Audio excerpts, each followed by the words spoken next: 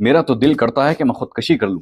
घर बर्बाद होने की वजह से नशे का आदी हो चुका है। अपने बहू और दामाद के साथ कैसा रवैया इख्तियार करना चाहिए और नदामत के कदमों में जाकर इख्तिताम पजीर हो जाते हैं। इस्लाम बताएगा कि हमें अपने वालिदैन के साथ किस तरीके से सलूक करना चाहिए। तो उसके बाद बहू मैके चली गई और पैसे की बर्बादी। अस्सलाम वालेकुम रहमतुल्लाह। बड़े अरमान के साथ बेटे की शादी की थी, लेकिन न जाने किसकी नजर लगी कि पूरा घर बर्बाद हो गया। मैंने पूछा मगर कैसे? तो कहा कि जिंदगी अजीरन हो चुकी है, बहू ने तलाक ले ली और बेटा घर बर्बाद होने की वजह से नशे का आदी हो चुका है। मेरे शौहर कहते हैं कि ये सब कुछ जो कुछ भी हुआ है वो तेरी वजह से हुआ है। अब बताएं मैं कहाँ जाऊं? मेरा तो दिल करता है कि मैं खुदकशी कर लूं।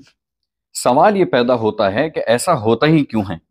और ये कोई नई चीज नहीं बल्कि ये हमारे घरों की बड़ी आम सी चीज है।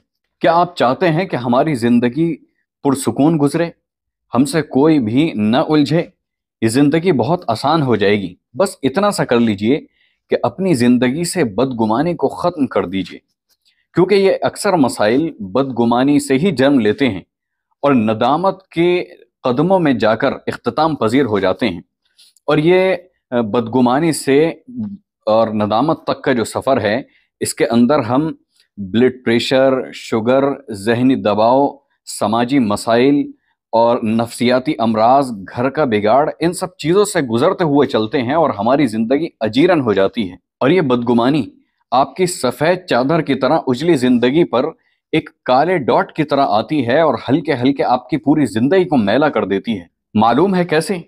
सुबह को बहू उठी तो उसने सलाम नहीं किया। हालांकि हो सकता है कि उसकी तबीयत ठीक ना हो, ऐसा भी हो सकता है कि उसके घर में कोई परेशानी हो जिसकी वजह से उसका दिमाग उलझा हुआ हो, या फिर ऐसा भी हो सकता है कि शौहर से कोई अनबन हो गई हो। सास को यह बात नागवार गुजरी और कहा कि कैसी लड़की है, इसने तो मुझे सलाम तक नहीं किया, बड़ों का अदब एहतराम इसको बिल्कुल आता ही नहीं है। यह बदगुमानी का वो पहला डॉट था जो आपकी साफ सुथरी जिंदगी, जो सफेद चादर की तरह थी, उस पर सबसे पहले लगा। उसके बाद इस बदगुमानी के डॉट को आपने इस तरह बढ़ाया कि उसके माँ बाप को भी साथ में ले लिया, कि इसके माँ बाप ने इसको बिल्कुल एहतराम ही नहीं सिखाया कि सुबह को उठकर सबसे पहले अपने बड़ों को सलाम करते हैं। इस तरीके से वो डॉट और बड़ा हो गया। अब आपके इस चेहरे को देखकर और आपके खिंचाव, रवैये के खिंचाव को देखकर बहू भी समझ गई और उसने भी समझ लिया कि कुछ ना कुछ यहाँ पर चल रहा है।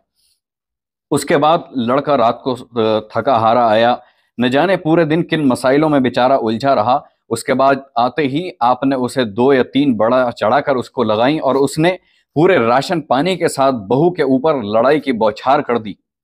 और जब झगड़ा हुआ तो उसके बाद बहू मैके चली गई और आपको ये एहसास हुआ, ये इत्मीनान हुआ कि अब ये घर चली गई है, अब इसका दिमाग ठिकाने आ जाएगा। लेकिन उसने खुला का मुकदमा आपके ऊपर लगा दिया। कोर्ट कचहरी, वक्त का जिया और पैसे की बर्बादी, इसके साथ आपकी जिंदगी चलती रही और तमाम मामलात बिगड़ते चले गए और खुला हो गया और यहाँ तक के घर पूरा बर्बाद हो गया।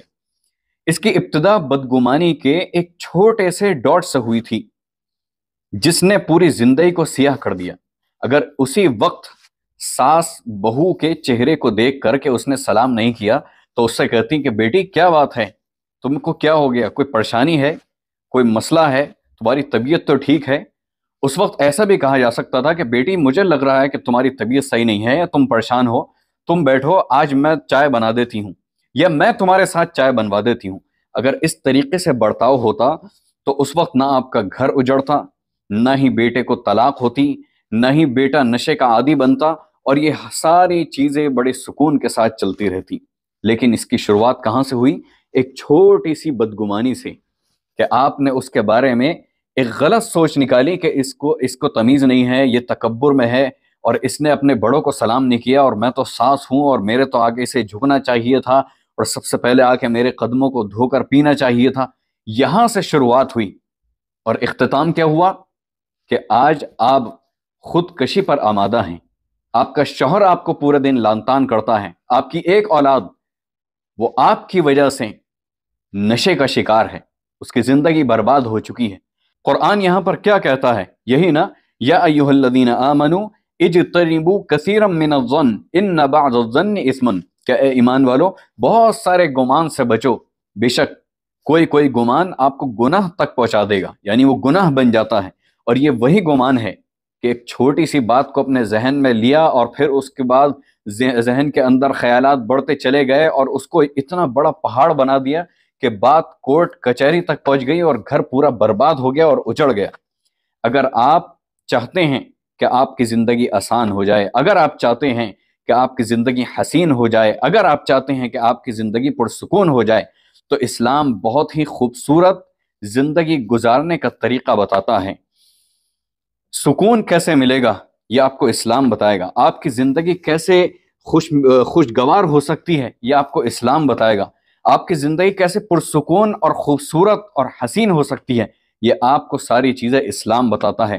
آئیے اسلام کی طرف لوٹ کر آئیں اور اسلام سے پوچھیں کہ ہم اپنی زندگی کو کیسے گزاریں، ہم اپنے گھر کے کام کاج کو کیسے کریں، ہم اپنے کاروبار کو کیسے انجام دیں۔ اگر ہم جاب کرتے ہیں تو اسلام ہمیں بتائے گا کہ ہمیں کسی کے یہاں ملازمت کس طریقے سے کرنی چاہیے۔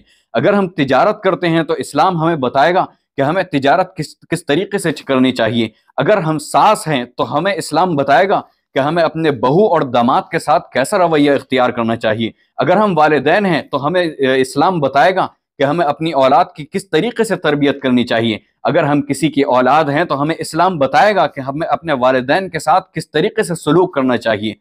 ہمیں زندگی کے ہر شعبے کے اندر، ہر جگہ پر اسلام ہماری رہنمائی کرتا ہے۔ اللہ کے نبی صلی اللہ علیہ وسلم کی زندگی مکمل تھی اور اللہ کے نبی نے ہر شعبے کے اندر ہمیں عمل کر کے دکھایا۔ اگر آپ مالدار ہیں تو نبی کریم صلی اللہ علیہ وسلم کی زندگی کو دیکھیے کہ جب مال غنیمت آتا تھا تو کس طریقے سے بانٹ دیا کرتے تھے۔ اگر آپ غریب ہیں تو نبی کریم صلی اللہ علیہ وسلم کی زندگی کو دیکھیے کہ 40 دن تک، بلکہ 3 چاند گزر جاتے تھے، آپ علیہ الصلاۃ والسلام ایک گلاس آپ علیہ الصلاۃ والسلام پانی اور کھجور سے کیسے گزارا کرتے تھے۔ غزوہ خندق کے موقع پر کھانے کی کمی تھی اور صحابہ کرام کس طریقے سے کام میں لگے ہوئے تھے۔ وہ حالات جب سب طرف سے بلغت القلوب الحناجر وتظنون باللہ الظنون کہ تمام قومیں جو ہیں وہ چڑھ کر آ گئی تھیں، اس وقت جب حالات خراب ہوں تب آپ کو کس طریقے سے عمل کرنا چاہیے، کیا آپ کے اعمال ہونے چاہیے، کیسے ان کا سامنا کرنا چاہیے، یہ بھی آپ کو اسلام بتائے گا۔ اللہ سبحانہ و تعالی ہم سب کو اسلام کے اوپر عمل کرنے کی توفیق عطا فرمائے، دین کو صحیح طور پر سمجھنے اور اس کے اوپر عمل کرنے کی توفیق عطا فرمائے۔ بے شک ہم اسلام کے اوپر چلیں گے تو ہماری زندگی خوبصورت ہوگی، ہماری تجارت، ہماری ملازمت خوبصورت ہوگی، ہر چیز حسین ہو جائے گی اور یہ زندگی ہمارے لیے آسان ہو جائے گی۔ اللہ تبارک و تعالی ہم سب کے ساتھ عافیت کا معاملہ فرمائے۔ وآخر دعوانا الحمد للہ رب العالمین، والسلام علیکم ورحمۃ اللہ وبرکاتہ۔